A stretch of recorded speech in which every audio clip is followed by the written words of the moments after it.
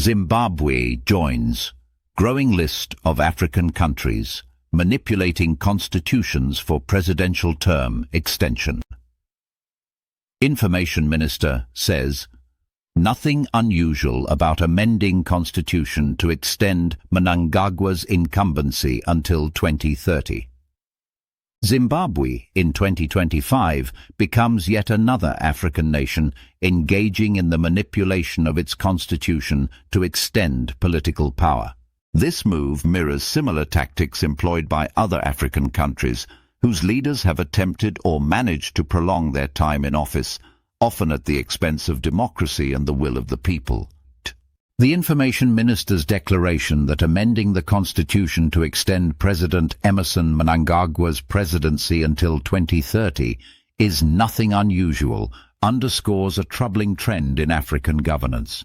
Much like in Nigeria, Senegal, Rwanda, Cameroon and several others, Zimbabwe's aging president, now 82 years old, has framed the constitutional amendment as not a personal ambition, but the will of the people.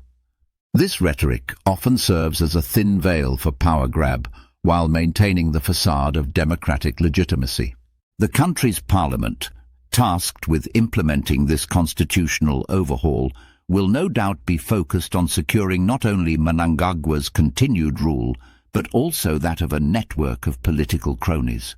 This kind of manipulation often comes at a high cost, one where financial incentives are used to buy support from lawmakers and other influential figures. This misallocation of resources further exacerbates the country's socio-economic challenges.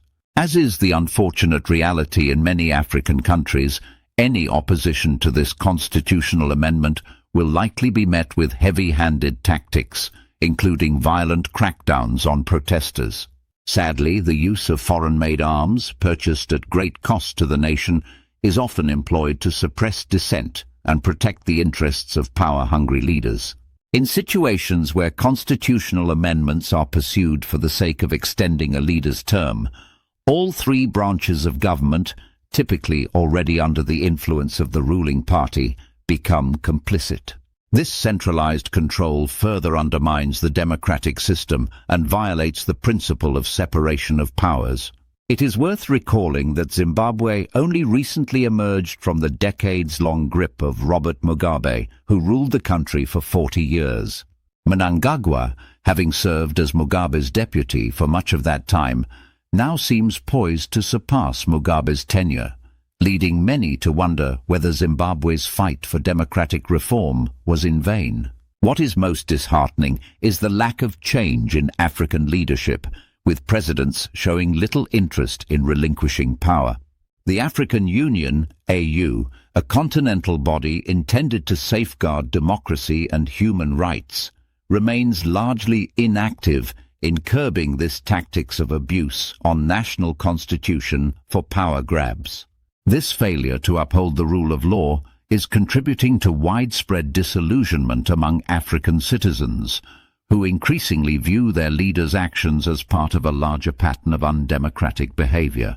The sad reality is that, rather than drawing inspiration from countries that have embraced good governance and democratic principles outside of Africa, many African leaders are content to emulate negative examples set by their peers.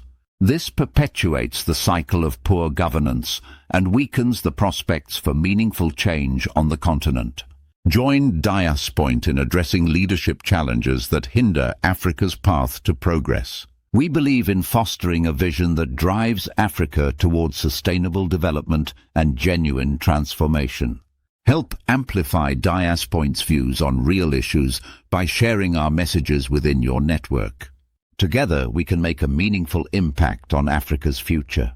Diaspoint, empowered by Africans in diaspora.